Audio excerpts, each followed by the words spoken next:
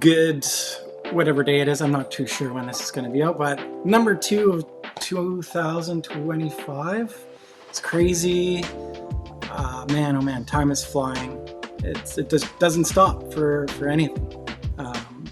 If there's anybody out there that it's developed some sort of like time stopping device, reach out to me. Just DM me. I'll buy 2. Without further ado, I'm going to bring on my guest here because I ramble. Dr. Brain, right? Dr. Brain Baliwas. I just completely, I just, you go so fast. Like I talk about wanting to freeze time because spelling and grammar and all those things, like it misses my eye because I'm trying to do too many things at once. But how are you doing? Happy New Year to you. Thanks for coming on the show. Happy New Year to you as well. Happy 2025. It's kind of hard to believe that it's that year. It's kind of crazy. I know. We could the 20s, we're rocking through the 20s here. We're going to hit the 30s. It's crazy. It doesn't stop. So you're in the heart of San Francisco. You're in one of the biggest medical buildings on the planet. I really want to dive into how the heck, what are you doing to be seen amongst a sea of your colleagues, and let's just have a chat. I've been trying to get you on the show for a little bit, so thanks for finally for stopping by. Well, I appreciate you having me on. I practice in San Francisco. I kind of grew up here in California, and I think even though I had plans to kind of move to different states and do different things, I decided to, be here. Don't mind my messy background. I'm in this.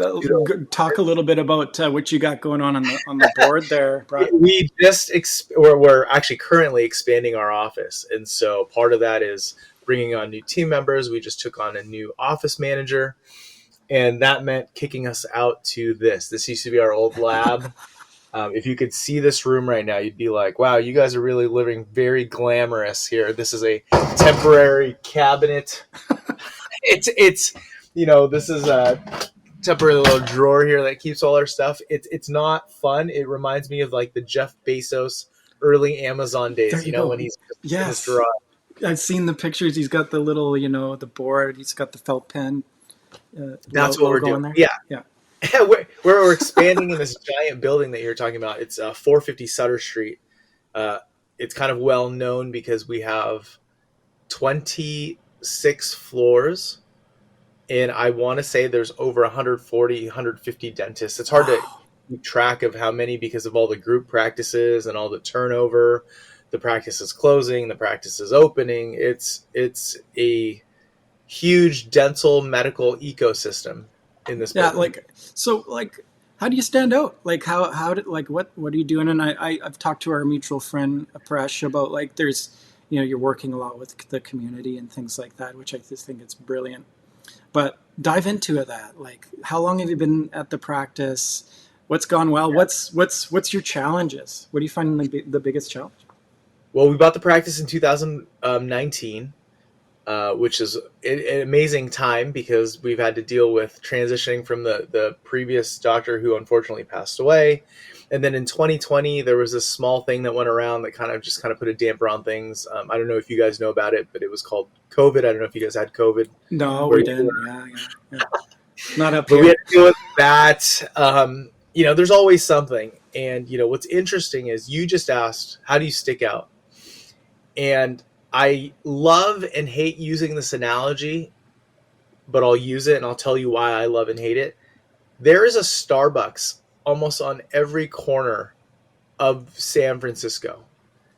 Now, I love that analogy because it kind of signifies how dense this city is, meaning it's okay. A Starbucks can do well on one corner while it has, another Starbucks, half a block away, truly half a block away.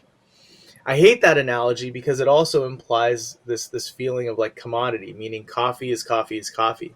And so one of the things we do is we try not to be like other dentists. And I think what we've done is we've focused on a different style of dentistry. And then it's not right, wrong, better or worse, but we focus on true prevention. of dental diseases and trying to find root causes of things. And I hate this term because it's kind of overused as well, but we do comprehensive care. We kind of look beyond single tooth, quadrant, even dentistry. We try to communicate that to patients, and I think there's some patients who value that, and that's what kind of keeps us going. So new patient comes through the door. What's sort of your process involved in that? Is that sort of like a general your overall health thing? You're looking at sort of the big picture stuff. Yeah, we're kind of big on patient experience, and when I say comprehensive, very thorough evaluation of things. So it starts even before they come to the office. It's them filling out paperwork. It's us, looking that over a week in advance. Let me make sure I don't have any patient names here. I've got, worksheets of patients where I'm filling out data, trying to figure out, okay, what are things we're going to focus on during this appointment? What are their goals? What are their needs? And then when they come in, it's, a tour of the office, kind of showing them around, talking about our philosophy. And again, a big conversation about, why are you here? What are you looking for? What are you looking for in dentistry? I think far too often, we expect patients to go in and it's about what can we provide them. I want to know what a patient's looking for. I want to know if it's right fit even, my goal is to educate that patient about all their different risk factors and disease processes and come up with a personalized plan for them. So obviously it's a lot of data collection. It's a lot of analysis, and sometimes it's not even done on that same day. Sometimes I've got to sit kind of with all these sheets of paper on my desk and kind of figure out what is the best plan of action here? What are the other alternatives? What do I need to share with this patient so that they can make the best decisions for themselves? And am I okay with the fact that that decision may even be that I'm not their dentist? Believe it or not, I'm okay with that. I just want somebody, our ideal patient is somebody who wants to be educated about this stuff, wants to be on board, wants to take care of themselves, and is in agreement with the overall assessment and plan. Are you seeing like a commonality of needs out there? Are you ever blown away by a patient that comes through that wants something unique? Or is it fairly generally like going through your data? Is it pretty consistent? I, I think it really just comes down to, let me put it this way. I kind of like the uniqueness. My Yeah. favorite is the person who goes, what do you mean by that? What Yeah. do I want? What are my goals? I've never been asked that. Because then you kind of explore possibilities that they weren't aware of, whether that be aesthetics that they weren't aware is possible, or maybe health things that they've always suffered through that now we can help find answers. You wouldn't believe how many people come in and they're like, yeah, I've got a cavity. Oh, what makes you say that? I just always have them. I feel it. That's just, I have soft teeth. I'm Yeah. just the type of person that every time I go to the dentist, I've got something going on. And it's like, well, let's dive into that. Would you like to be somebody who doesn't have something going on coming to the dentist?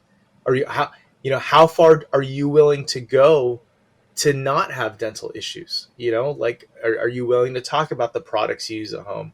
Are you willing to audit your health care, to come in more frequently? Whatever it takes. That's fun. That's puzzle solving. That's problem solving. That's personalized care. And I think that's when you say, hey, how do you separate? I don't think we have a cookie cutter method. We have data collection that's Mhm. pretty standard for all patients, but it's the interpretation of that data and applying it to personalized needs that sticks out.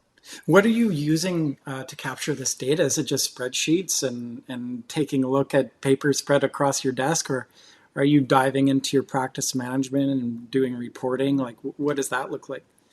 It's funny.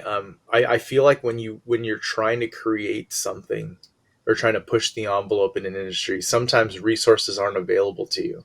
Yeah. So really, I know it sounds kind of archaic that I have paper on my desk, but this paper is a culmination of all the me and my business partner, Adam Miller, what we've taken and the experience that we've had bringing new patients in and kind of taking in this data.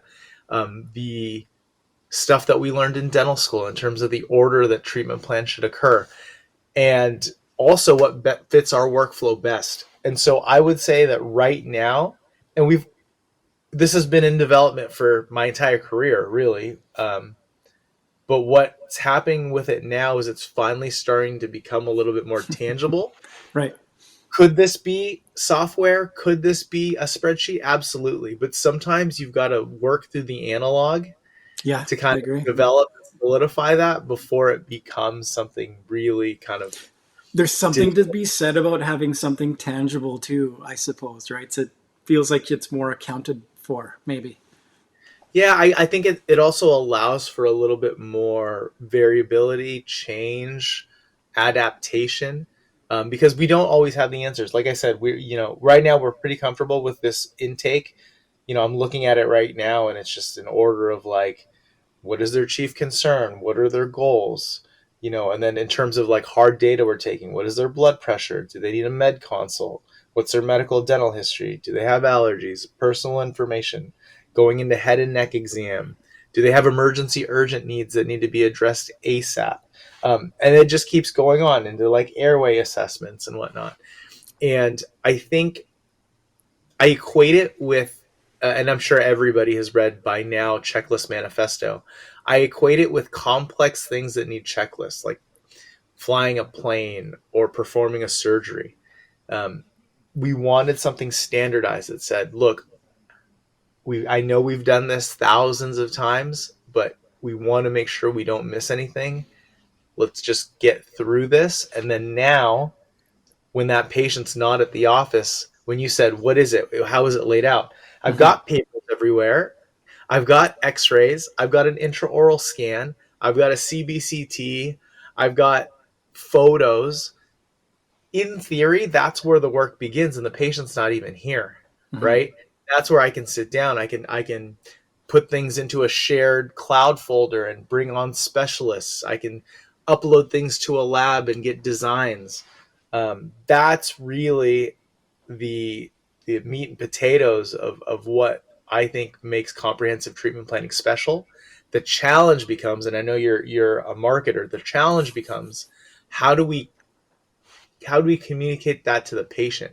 Because Yeah. to a patient, what they're used to is coming in, you look over some stuff for 5 to 10 minutes, and then you give your opinion, Yeah. right? And that's why if they don't like it, they go and get a second opinion or a Hmm. third Hmm. opinion. What we're trying to do is provide options, not opinions. Yeah. I want to be able to share things with you that I don't even agree with and give you the pros and cons. Yeah. And if you still want to go that way, awesome. I wish you luck. I wish you the best. Here are your records. Like, let's find you somebody who's going to do that. Yeah. I think you're doing things right there. Yeah. It's the best case scenario.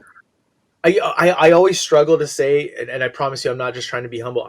I struggle to say right or wrong, meaning this dentistry isn't for everyone either, right? I mean, Yeah.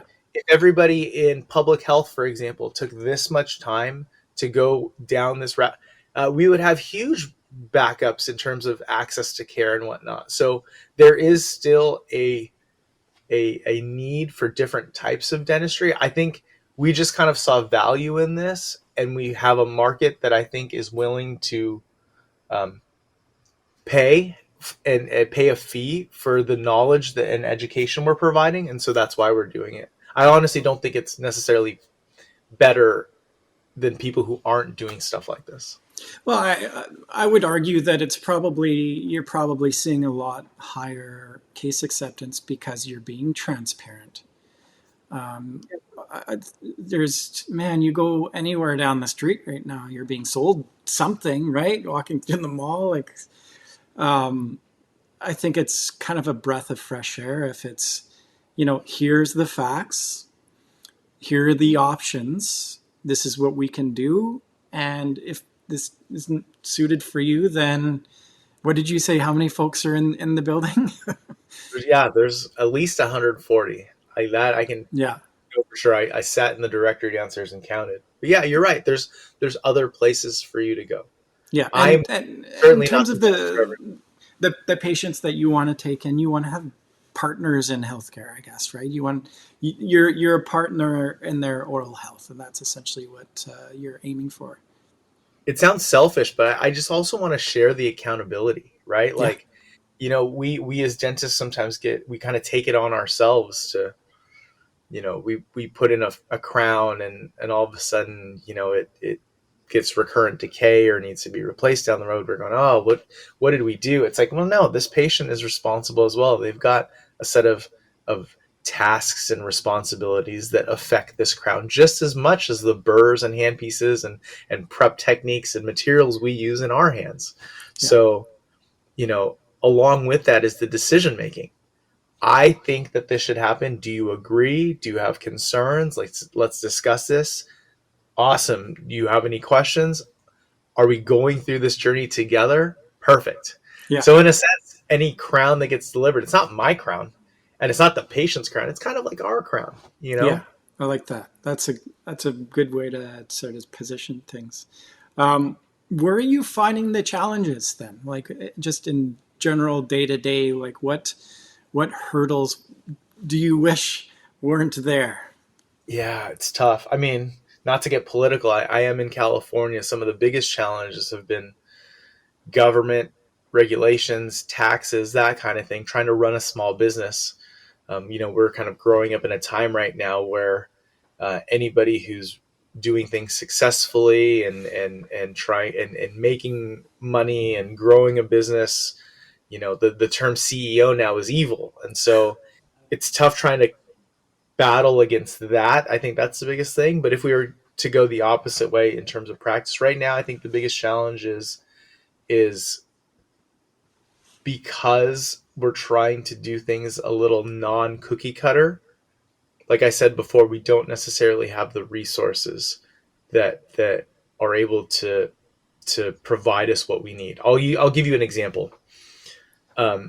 We focus so much on patient experience, and here, San Francisco, huge tech city. Vancouver's very similar to this, where Yeah. you go, Yeah. let's say you go get a coffee. Okay. Let's go use the coffee analogy again. You go in, it's not unreasonable now for the person to give you that coffee and they flip that pad around, correct? And, it asks for a tip and whatnot, but it's a very user friendly experience. Here's how much the coffee costs. Here's how much your tax is. Would you like to add a tip? Yes or no? Perfect. Here's your total. You click the button. And then it says, would you like a receipt? And would you like it emailed or would you like it printed out? And either one of those options, if you ask for it emailed, you actually get something that looks very similar to that screen sent to your email. So that way, if you ever need to look it up, you could search it. If it's a piece of paper, it's very easy to read. At our practice, if you were to ask for a receipt or an invoice, the dental software does not provide anything that is remotely close to the user experience that you get at any kind of restaurant, service, store, etc. I mean, even the term prophylaxis, and I don't know, I know you're Canadian, I don't know if this is the same verbiage, but like, how many times do you get a patient that goes, what is that? And you're like, oh, that's your cleaning. Yeah. Yeah. So then it becomes like, well, why don't we have internally for the insurance, for the software, for the team, for the scheduling, it'll say prophylaxis, whatever, fine. But why doesn't any of the software print me out a patient-friendly receipt that Yeah. says, In layman's yeah? terms. Yeah. And now some of these softwares have layman's terms, right? Mhm. So you can input that in, but it still doesn't give it that simplicity Yeah. that does like the store. So I'll give you one more example. You get a crown and build up, or you get a crown done.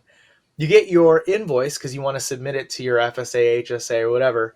And again, the patients are like, wait a minute, it says lithium disilicate crown. It says post-core buildup, whatever it says. They don't know what that is. That's equivalent to you going to a restaurant and instead of it saying cheeseburger, it literally says bun 150, Yeah. patty 225, Right. lettuce. Right. Yeah, like, can we give patients something a little bit more user friendly so There that you they go. understand what they're paying for. Somebody's listening to this that's going to make I it hope. happen. I And hope. I think like if we're on the conversation about software, I mean, sure you're going to invest in a piece of software, but arguably, like, are you going to utilize every piece of that software to get your ROI from it? Like, then there's so many things out in the market to choose from. I'm sure you're getting people knocking on your door daily saying, "Hey, this is the greatest thing since light spread. You should purchase this." But like looking at it, how does it improve your practice, right? Yeah. No, that's it. That's it. So like I said, I hope somebody listens to this. I hope somebody goes, maybe something's out there that we're missing, and you can go, hey, actually, if you use this software, they've got a really cool way of printing out an invoice for your patients that's easy to read. Awesome. Send it on over. But right now, when that resource isn't available, you say, what are your challenges? I still want to provide that to our patients. So now, does that become us using Excel and pull downs and printing something out ourselves? Like, Right. how much of a pain is that? Yeah, you don't want to create redundancies and extra work for the Oh, practice. Yeah, exactly it. But nobody else is doing it. Nobody else is providing that. there you You know what go. I There's an opportunity for somebody out there, I'm sure. mean?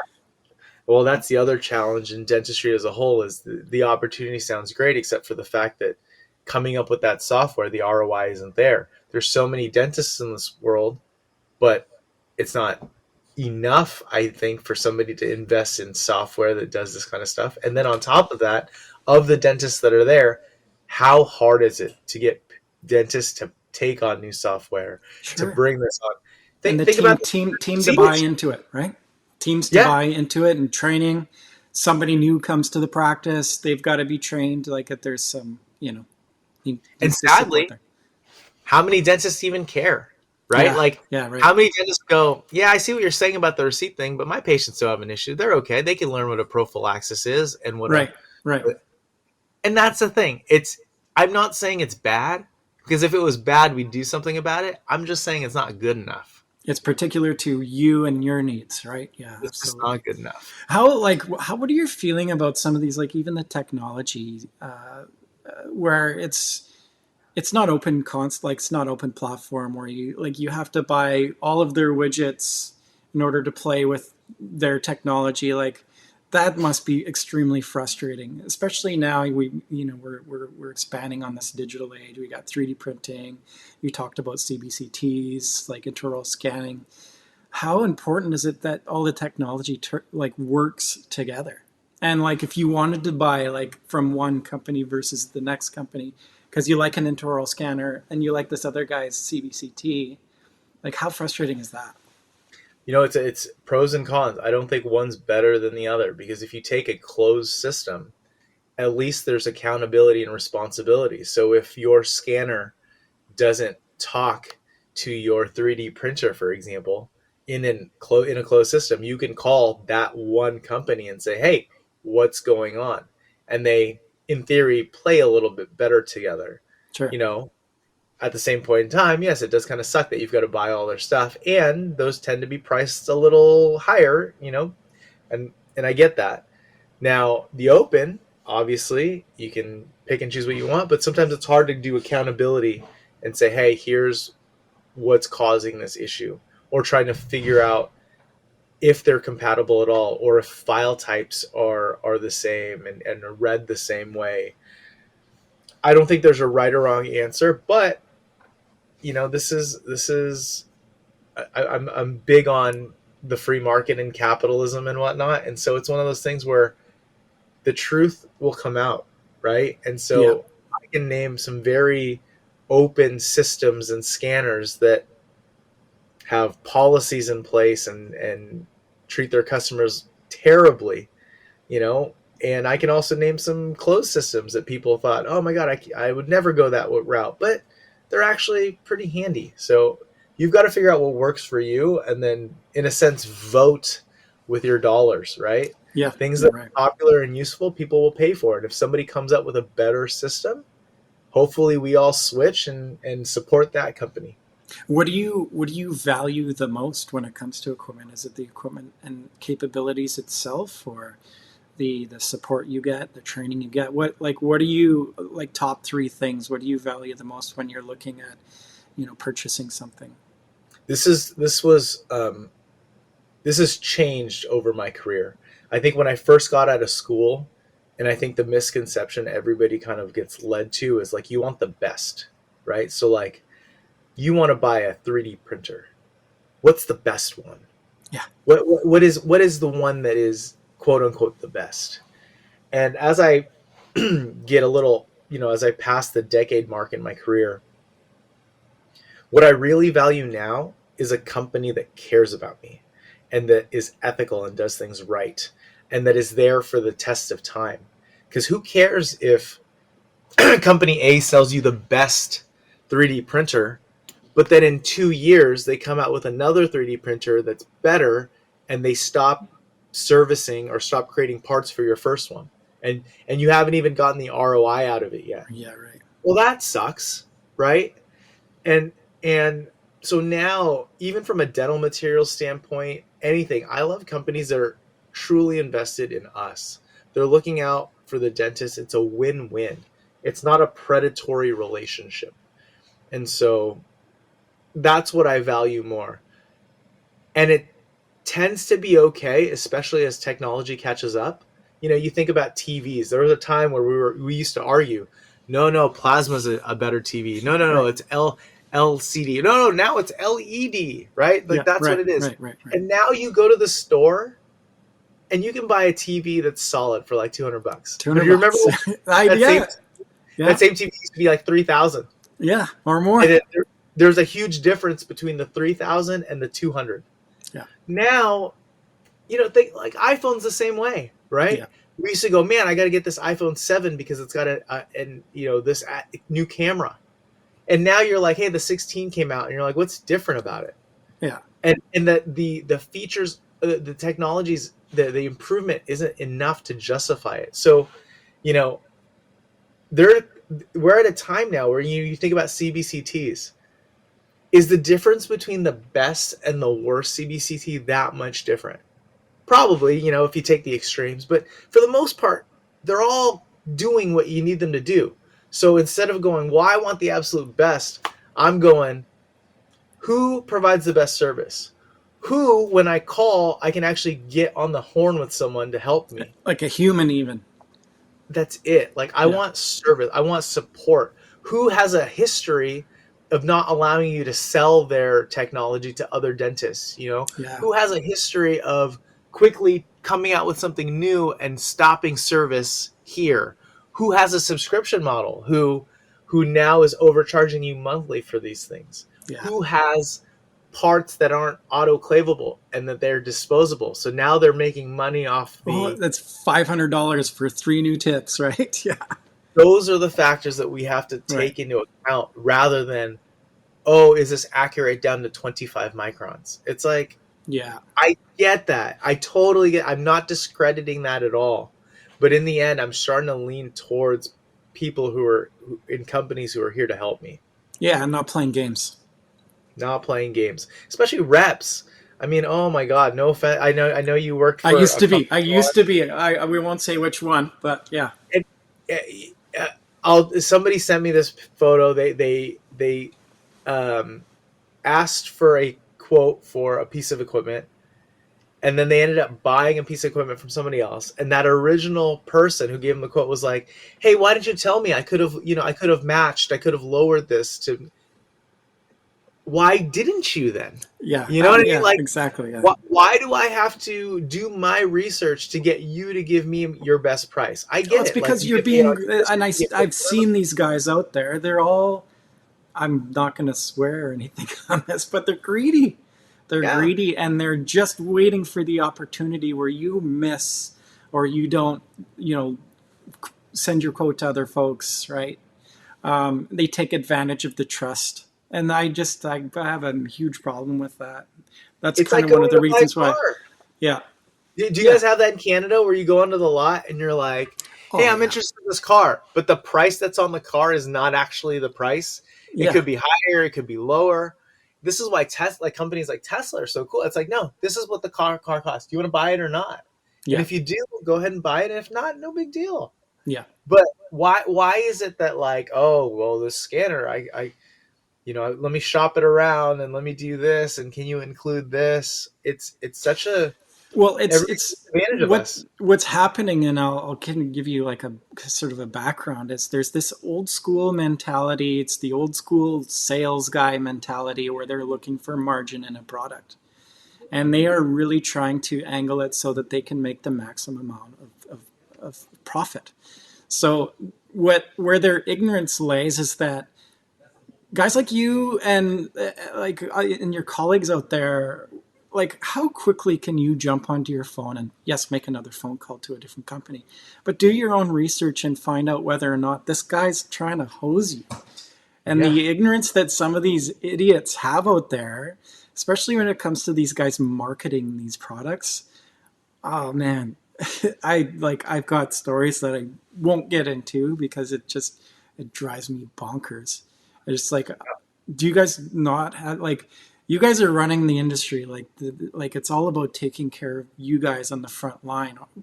Yes, the patient is the all like dealing with patient outcome is the your goal, but we got to take care of you so that you can take care of the patients, and the better patient experience, the more patients are coming back, and we're all rewarded because of it.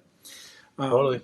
That should be floated out there rather than like let's discontinue a product and bring out the new one and not make parts for this old guy available anymore. I just like that's where I have an issue. I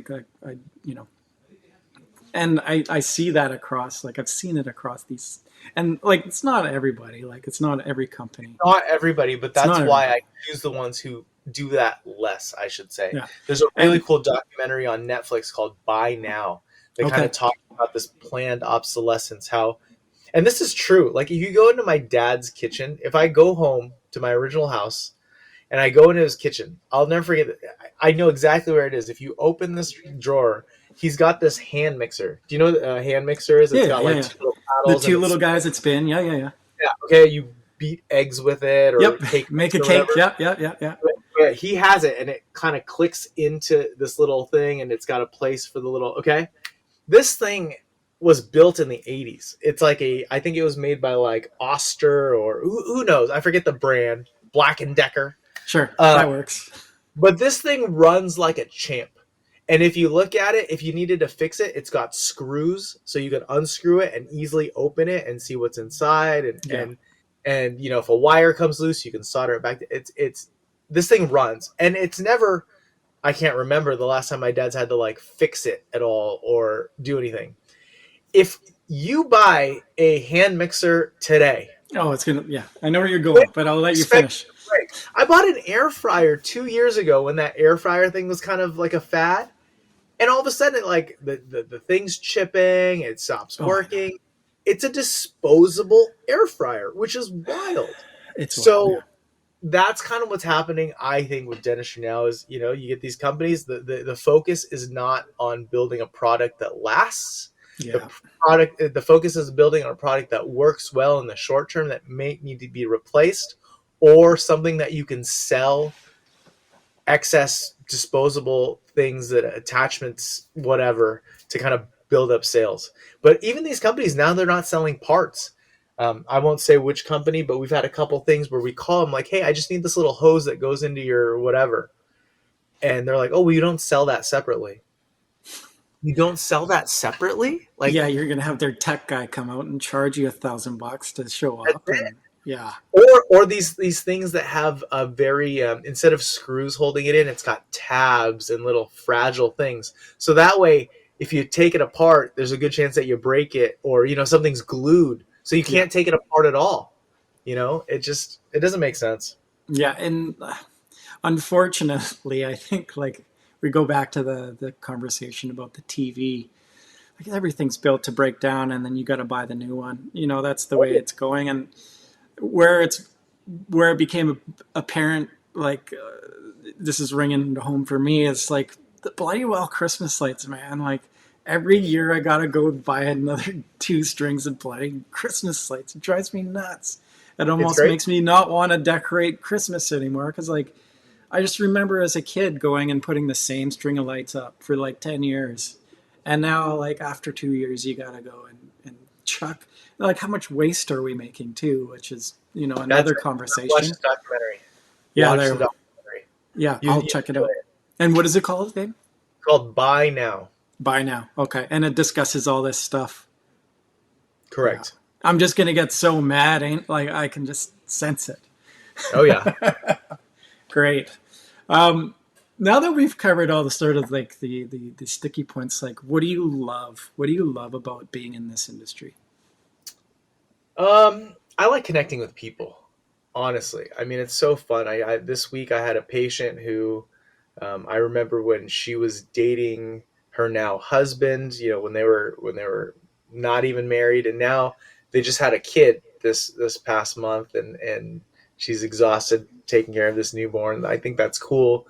You know, following along with different stories. I've got a guy yesterday who I met him through his friend group, and they all share the same provider, so when one person goes and has a good experience, they get everybody to switch. And you know, hearing about their cocktail parties that they have, and it's that aspect of it. It's like seeing people's lives in these little 6 month flip books, you know, Yeah. like I get to see just kind of highlights along the way, and then also kind of running into these same people in my community. I was at the Chinatown night market the other day. We had a new mayor. He had an inauguration there. I ran into a few patients, and it was kind of fun having them say, "Oh my gosh, hey!" And then they're with friends, and they go, "This is my dentist. He's great. He's got a practice here in Union Square." And that's the part that's really awesome. And I think as a dentist, we're fortunate to be able to provide people with that level of care. And I don't that's know. what. I Yeah. don't know how many people get excited over their mechanic or their banker or any of that. Yeah. Not banker. That's for sure. Yes, certainly Yeah. not. Yeah. It's a people business. Yeah, and so that's my favorite aspect of it. Yeah. And if you're doing the right things, like you have a positive impact on people's lives. Like it's an important thing. And in terms of in the medical world, you're an advocate for their health. Like, and you're Totally. seeing them on a more frequent, hopefully every 6 months, right? And even sooner than that for a perio program. But um, patient wise, like what what are some really cool stories? Like if there's one last year that's in the top of your mind that you've impacted somebody's life. Like, is there anything that pops in your mind? Yeah, I had a patient who's super phobic. Grew up in, I want to say, Germany, and had teeth pulled. This is what he remembers. I don't know if this actually happened, but he said he had teeth pulled as a kid with no anesthesia. Same thing happened to his brother, and now he and his brother are just very not about the dentist. I met him through an anesthesiologist friend. Um, he referred him to me, and we did some restorative work to just kind of get his foot in the door of dentistry. Had a really good experience with that. We bought him some time. A lot of the stuff that we did that day, I let him know, hey, we bought you some time, but these teeth that are remaining because you haven't been in and because of a bunch of other risk factors, they're not going to be for your forever teeth. And you know, for 4 or 5 years, he came in regularly, got them cleaned, and I'm pretty sure a good 6 or 7 years he maintained the set of teeth. And then came the time where a few little areas started to break down. He had some recurrent decay, and it was time for him to get a all on four up top. I think we had four implants up there, and he was really nervous about it. And he had lived his life, most of his life, having a removable partial denture, one that he never took off in front of his wife. Actually, he said his wife has never seen him without that. He slept with it, even though you're not supposed to, that kind of thing.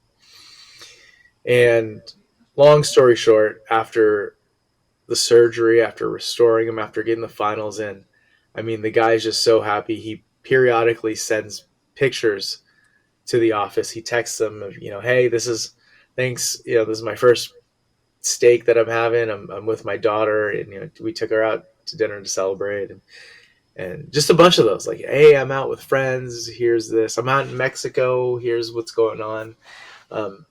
It's kind of fun getting somebody who used to be phobic, full on needed an anesthesiologist to come in, and now he comes in and he doesn't even need nitrous, to tell you the truth. He's a stand up guy, and he's one of my favorite patients. Oh, that's awesome. I love that. That's a great story. Yeah.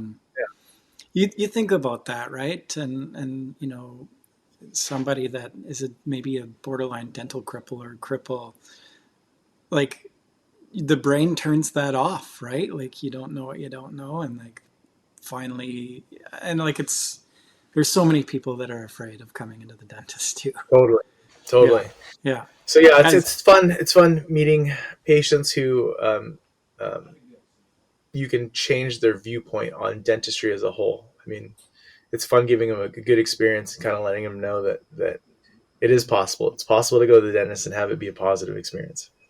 And it sounds like you've set up your practice for that. You've set it up as this educational place of transparency. There's no smoke and mirrors. You're obviously after the best interest, because if it's not something that you can fulfill in your practice, they're going somewhere else. And I think Totally. kudos to you to be doing the right thing. I think that's where we're supposed to, like, we're as an industry. I think that's, if more folks were focused on that, I think there'd be more people going to the dentist. Awesome. Yeah. Any final thoughts? And thank you so much for your time. No, I appreciate you. No, that's what I got going on here. If you're ever in San Francisco, feel free to stop by.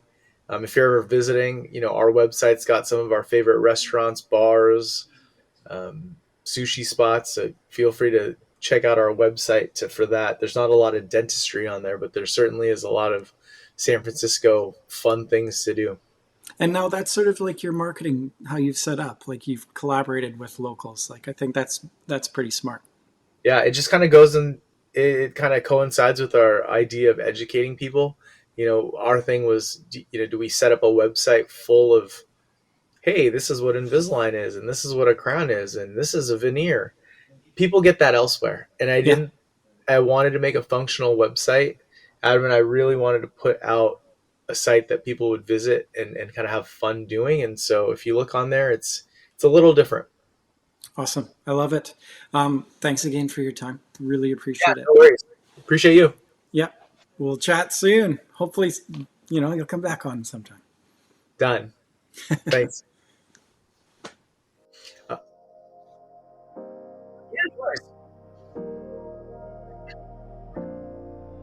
Cool. Well, I appreciate it. Let me know if you're ever around. Like I said, I think you've perused our website. We've got quite a bit of stuff on there, some to-dos